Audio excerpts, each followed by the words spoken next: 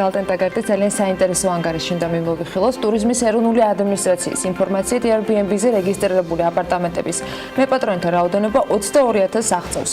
ბოლო დროს ტურიზმის სექტორის ზრდასთან ერთად კარგად ფეხმოკიდებული და როგორც Galt&Taggart-მა დაითვალა Airbnb-ზე ბინის გაქირავებიდან თბილისმა 2018 წლის განმავლობაში 23 მილიონი დოლარის შემოსავალი მიიღო.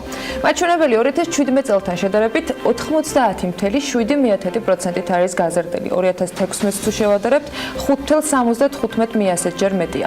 ანგარიშის დეტალებს კიდევ უფრო დეტალურად სტუმარი გაგვაცნობს კახა სამყურაშვილი Galt&Taggart-ის უფროსი ანალიტიკოსი შემოგვიერთდა სტუდიაში. მოგესალმებით. მადლობა რომ ხართ ჩვენთან ერთად. ანგარიში ცალსახად საინტერესოა იმ ფონზე, რომ ეს ინდუსტრია იზრდება და იზრდება მათ შორის Airbnb-ზე ბინის გამქრევებელთა რაოდენობა.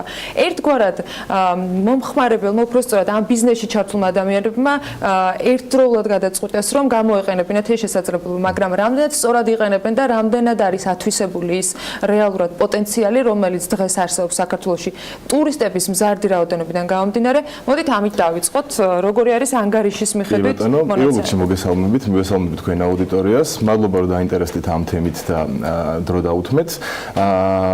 ესე იგი, პირველ რიგში მინდა აღვნიშნო, რომ ყველას გვყავს ვიღაც ნაცნობი, ვინც Airbnb-ზე ბინას აქირავებს, ანუ ხვდებით რამდენად აქტუალურია ეს თემა და Galt&Taggart-საც დღეს არ დაუწყია, რომ ამ თემის ირგვლივ რაღაც ანალიტიკა გვეკეთებინა. დიდი ხანია ამ სექტორის მაჯისცემაზე გვიდევს ხელი და უყურებთ როგორ ვითარდება.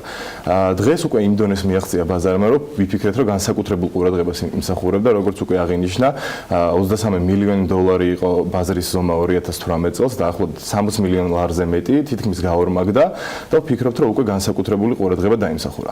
ეხლა რა კითხვა რაც იყო, რომ რატო მოხდა, რომ ამდენმა ადამიანმა ერთდროულად გადაწყვიტა, რომ Airbnb-ზე ბინა განეთავსებინა. ზოგადად უძრავი ქონების მფლობელებს აქვს ორი არჩევანი. ერთი, თავისი ბინა გააქირავონ გრძელვადიანად 6 თვით, 1 წლით, 2 წლით სტაბილურად და მეორე, წავიდნენ Airbnb-ზე, დადონ ბინა და მოკლევადიანად აქირავან Airbnb-ის მეშვეობით.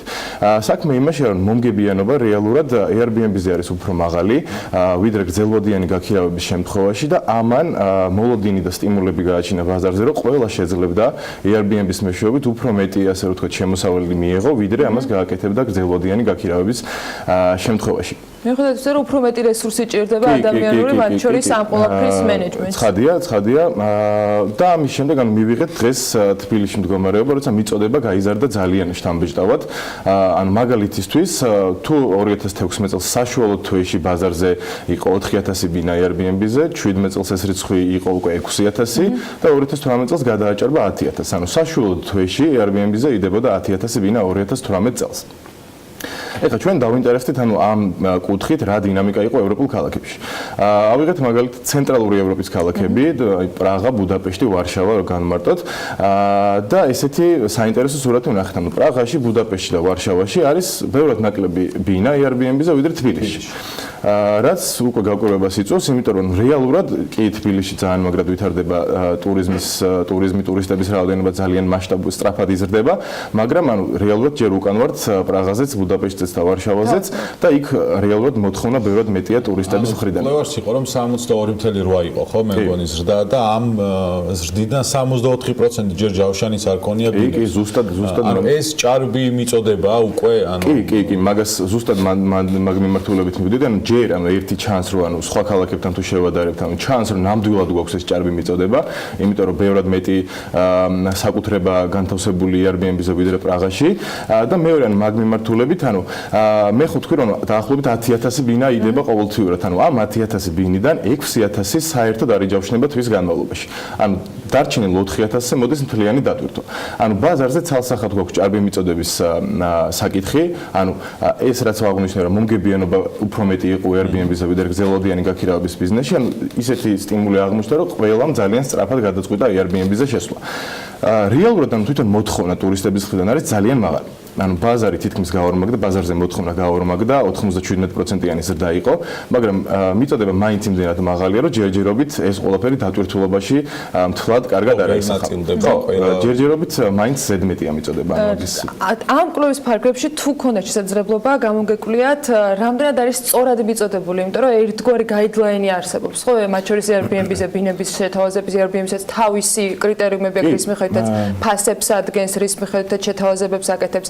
აი ამ ნაწილში ათვისება როგორი არის? კი, სხვათა შორის ანუ ეგ ძალიან საინტერესო ტენდენცია. ანუ Airbnb-ის ბიზნეს მოდელი, ანუ ესავე ძახით ჩვენ, ანუ ბინების ყიდვა, ან ქირაობა რო შემდეგ თვითონ გააქირავ, ანუ არის ძალიან წარმატებული ბიზნეს მოდელი. ერთგვარი პროფესიონალური მენეჯმენტი, ანუ პროფესიონალ მასპინძლებს ვეძახით ისეთ ადამიანებს, რომლებიც ერთზე მეტ ბინას აქირავენ, ორ ან მეტ ბინას აქირავენ, ან სააგენტოები, ან უბრალოდ მსხვილი მფლობელები და ასე შემდეგ. ანუ ევროპულ ქალაქებში ეს დინამიკაც ძალიან შესამჩნევია. ანუ პროფესიონალური მენეჯერები აკეთებენ ბინის მენეჯმენტს უკეთესად, ვიდრე ამას აკეთებენ ჩვეულებრივი ადამიანები, იმიტომ რომ ამას ჭირდება ბევრი დრო, დასუფთავება და 1000 გვარი მომსახურება და ანუ ამას უკეთესად აკეთებს რაღაც თუნდაც სააგენტო იყოს თუ მსხვილი მფლობელი ამ ბინის. ანუ ამ მაჩვენებელში სიტყვაზე აი ესეთი მსხვილი მფლობელების წილით, ბაზრის წილით, ანუ თბილისში არის 46%. ამ მაჩვენებლითაც ჩამორჩებით ევროპულ ქალაქებს 46%, 60%-ის წინააღმდეგ და ვფიქრობთ, ველოდებით უბრალოდ რომ ანუ ეს ამ ტენდენციით, ამ მიმართულებით უფრო განვითარდება ბაზარი, ანუ ეს მსხვილი მოთამაშეები უფრო გაჩნდებიან და უფრო რაღაც სააგენტოებს ან რაღაც თუმცა Airbnb-ზე მაინც დარჩება სივრცე ინდივიდუალური გამქირებლებისთვის, რეალურად ერთ ბინას აქირავენ. სხვა ბათუმის ნაწილიც იყო, ხო, შეფასება? არა, ბათუმის ნაწილი ჯერჯერობით ცალკე რეპორტი გვაქვს, ცალკე გამოვიდა, მაგრამ ნუ ბათუმიც მნიშვნელოვანი ბაზარია, თუმცა ანუ თბილისთან შედარებით ბევრად მცირე და ბევრად ნაკლებად განვითარებული. ანუ დატვირთულობის კუთხითაც, ფასების კუთხითაც, შემოსავლების კუთხითაც ბევრად ნაკლებად ვიდრე თბილისი. თუმცა ამაზე დეტალურადაც შემოგთავაზებთ ცოტა ხანში. საშუალო შემოსავალი ალბათ უბნების მიხედვით განსხვავდება, მაგრამ აი მაინც რამდენი არის ერთი ბინის მფლობელისათვის, იმიტომ რომ ესეც საალსახად საინტერესო ბიზნეს მოდელი შეიძლება იყოს, და ხშირ შემთხვევაში მათ შორის იმ ინფორმაციას დავყნობთ, რომელიც თქვა ჩვენს გარშემო შეიძლება არსებობდეს, ხშირად მსმენია და გაუკეთებიათ ადამიანებს ისე რომ იქიდან გამომდინარე რომ აქვთ მოლოდინო დატვირთულობა იქნება, სესხით აკეთებენ ამ ბინებს, ან უცვლიან დიზაინს, ან არსებულ ბინას არემონტებენ იმისათვის რომ უფრო მისაღები იყოს Airbnb-ის მომხმარებისათვის. აი ეს მოდელი რამდენად შეიძლება წარმატებულად მივიჩნიოთ იმ შემოსავლებიდან გამომდინარე, რომელიც საშუალოდ ერთ ბინას შეუძლია მოუტანოს მფლობელს. ანუ ზუსტად მაგ ძალიან მნიშვნელოვანი მომენტს შევეხეთ ახლა, ანუ თბილისში ანუ ბინების რუკას რო შევხედოთ, არის ძალიან გაფანტული. ანუ არის როგორც თბილისში, ისევე დიდუბეში, სამგორშიც, ნუცუბიძეზე და ასე შემდეგ. ანუ რეალურად ანუ ეს ჭარბი მიწოდება არის სწორედ ამის დამსახურება. ყველაზე კარგად Airbnb მუშაობს ძველი თბილისსა და მის შემოგარენში. სოლოლაკი, ვერა, ჩუღურეთი თუნდაც, ანუ ამ რაიონებში შემოსავალი ბინის მფლობელებს აქვთ ბევრად მაღალი, ვიდრე სხვა ასე ვთქვათ იგივე ზომის და იგივე ხარისხის ბინებზე სხვა რაიონებში. ანუ ამას ველოდებით, რომ მომავალში ეს ჭარბი მიწოდება რაც ვახსენე, ძირითადად ანუ ნელ-ნელა ბაზარი დაიცლება ისეთი ბინებისგან, რომელიც კარგ შემოსავალს აკეთებენ Airbnb-ის მეშვეობით და კონცენტრირებული გახდება ბაზარი ძველ თბილისსა და მის შემოგარენში. რაც შეეხება შემოსავლებს, ანუ აქაც ანუ ძალიან გაფანტულია ბაზარი, ანუ საუკეთესო 10%, ანუ საუკეთესო 10% ვინც ბაზარზე მუშაობს, საშუალოდ აი დღეში საშუალო ფასი აქვთ 100%, $100 უფრო სწორად და ანუ სარგებლობენ საშუალო წლიური 90%-ზე მაღალი დატვირთულობით, რაც ხვდებით რომ ძალიან მაღალ შემოსავლებზეა საუბარი, ბევრად მაღალზე, ვიდრე გრძელვადიანი გაქირავებით შეძლებდნენ ეს ადამიანები მიიღოთ. თუმცა ან ბაზრის აი საშუალო მოთამაშეებს, აი ჩვეულებრივ მოთამაშეებს ვერც ასეთი მაღალი ფასით დაიკვეხნიან, ანუ საშუალოდ სადღაც $30-35 ფარგლებში მერყეობს ფასი, გააჩნია სეზონს და დატვირთულობაც სადღაც 50-60%-ის ფარგლებში მერყეობს ასეთი საკუთრებების და ასეთი ბინების. შესაბამისად, ანუ ძალიან დიდია სხვაობა საუკეთესოდ მომუშავე ასე რომ ვთქვათ ობიექტებს და რაღაც ბაზრის ჩვეულებრივ მოთამაშეებს შორის. იქამდე ვიდრე ამ საუკეთესო თქვათ რაოდენობამდე მივა ბაზარი დათვლილი გაქვთ თუ არა, რამდენი აკაუნთი გაუქმდა Airbnb-ზე, აი ამ ნაწილში ტენდენცია დაახლოებით რას გვიჩვენებს? ჯერჯერობით ანუ დინამიკა აკაუნთების გაუქმების არ არის, პირიქით, ანუ ჯერჯერობით ისევ ზრდას ვხედავთ, ანუ როგორც თქვით 2018 წელს ანუ ისევ ზრდის დინამიკა იყო, ანუ ეს არის ჩვენი მოლოდინი მომავლის შესახებ, რომ ანუ უბრალოდ ეს ჭარბი მიწოდება ნელ-ნელა შემცირდება, თუმცა როდის დაიწყება და როდის იგრძნობს ბაზარი ამას, რომ ესე უნდა მოხდეს, ნუ კითხვის ნიშანია, ჩვენ ველოდებით რომ ეს საკმაოდ მალე მოხდება, იმიტომ რომ როცა ატყობს უძრავი ქონების მფლობელი, რომ ანუ ვერ შოულობს საკმარის შემოსავალს Airbnb-ის მეშვეობით, ნელ-ნელა დატოვებს ბაზარს და ანუ ნახავს, რომ დიდი, ასე რომ ვთქვათ, კონტრიბუცია ჭირდება ამ ბიზნესს, ასე რომ ვთქვათ. კი ბატონო, გაქირავების ნაწილში თქვა და განცხადების ნაწილში შემომოლოდინი ბუნებრივი იყოს, რომ იქ რაღაც შემცირდება ბუნებრივად, იმიტომ რომ ჭარბია მიწოდება. რაც შეეხება შემოსავლებს ამ კუთხით კვლევაში თუ არის გაანგარიშებული რა მოლოდინები 2019 წელს და გრძელვადიან ან საშუალოდიან პერსპექტივაში. ანუ ზოგადად ამ კუთხითაც ანუ შემოსავლების და ფასების თვალსაზრისითაც ანუ ისევ ჩამორჩებით ევროპულ ქალაქებს, ანუ თბილისში ორჯერ ნაკლებია ფასი ვიდრე პრაღაში, ბუდაპეშტში და ასე შემდეგ და შემოსავლების თვალსაზრისითაც იგივე დინამიკა აცხადია, ანუ ბევრად ჩამორჩება თბილისის საშუალო თვიური შემოსავლით ამ ქალაქებს. ანუ იქიდან გამომდინარე, რომ ველოდებით რომ ანუ ბაზარზე მიწოდება ცოტათი შემცირდება და მოთხოვნა ანუ ძალიან მზარდია რეალურად, ტურიზმი იზრდება, ტურისტების რაოდენობაზე ძალიან პოზიტიური მოლოდინები გვაქვს ჩვენთან Galt&Taggart-ში და ვფიქრობთ, რომ შესაბამისად ფასების და შემოსავლების ბაზარზე გაიზრდება ცოტა ხანში. ანუ ეს შეიძლება ძალიან სწრაფად არ მოხდეს, მაგრამ ველოდებით რომ ეს ზრდა იქნება აუცილებლად იმის ხარჯზე, რომ მიწოდება ერთის მხრივ ცოტათი შენელდება და მეორეს მხრივ მოთხოვნა იქნება ძალიან ძლიერი და მზარდი. აი ეს არ არის პირდაპირ ალბათ ამ კვლევის ნაწილი, მაგრამ ალბათ ესეც საინტერესო იქნებოდა. რამდენად იქონია გავლენა მათ შორის Airbnb-ზე ვინების განთავსების რაოდენობის ზრდამ სასტუმროების ფასების ნაწილზე და რამდენად ახდენს სასტუმროების ფასები Airbnb-ზე გაქირავებელი ბინების ფასებზე გავლენას? კი ბატონო, ძალიან ხშირად არის ხოლმე კითხვა, რომ რამდენად შედის კონკურენციაში სასტუმროების ბიზნესთან.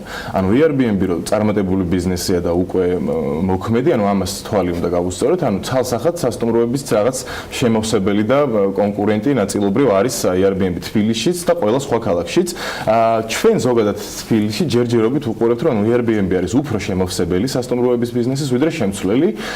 ჩვენი შეფასებით იკავებს ბაზრის დაახლოებით 11%-იან წილს და ნუ მომავალში მოლოდინი გვაქვს, რომ სადღაც 20%-ამდე შემდეგი 4-5 წლის განმავლობაში სხვადასხვა კატეგორია და კი, ანუ სხვადასხვა კატეგორია და ფასებშიც ანუ ძალიან ანუ ჩვენ არ ვფიქრობთ, რომ სიტყვაზე აი რაღაც ძალიან დიდი გავლენა ქონდა ამას სასტუმროების ფასებზე. არა, მით უმეტეს ანუ მაღალი კლასის სასტუმროებზე ანუ არ ქონია ამას ნამდვილად გავლენა, უფრო შეიძლება ბიუჯეტურ ეკონომ კლასის სეგმენტში იყო ეს რაღაც ცვლილებები, იმიტომ რომ ანუ ყველაზე დიდ კონკურენციას მაინც უფრო ამ ბიუჯეტური ეკონომ კლასის სეგმენტს უწევს Airbnb და ნუ აქ ძალიან საინტერესო რაღაც მინდა აღვნიშნო, აქაც ვეცდები რომ შევადარო Airbnb თბილისის ევროპულ ქალაქებს. ანუ მაგალითად ევროპულ ქალაქებში Airbnb-ის ბაზრის წილი მთლიანთან მიმართებაში არის სადღაც 15%, ანუ პარიზი, ამსტერდამი, პრაღა, ბუდაპეშტი, ხო? მაგრამ ანუ გამოსაყოფია ერთი მომენტი, ანუ ამ ქალაქებში არის საკმაოდ მკაცრი რეგულაციები Airbnb-ის ბინებზე. სხვადასხვა მიზეზების გამო და ანუ ესეთი სურათს ვიღებთ, რომ რეგულირებულ ქალაქებში ბაზრის წილია 15%, თბილისში ჯერჯერობით სადაც რეგულაცია არ არსებობს არის 11%. ამიტომ ველოდებით, რომ ზრდის პოტენციალი ჯერ კიდევ არის და ამიტომ ვფიქრობთ, რომ ბაზარი გაიზრდება და ნუ დაახლოებით 20%-ის ფარგლებში ველოდებით 2020 წლის შემდეგ 4-5 წლის განმავლობაში. ხო, თან გარკვეული შეღავათებიც არის განკრებულების, თუმცა მაღალ შემოსავლიან სეგმენტს ალბათ არ შეეხება, ვინც ესე 90% დატვირთულობა აქვს ბინის.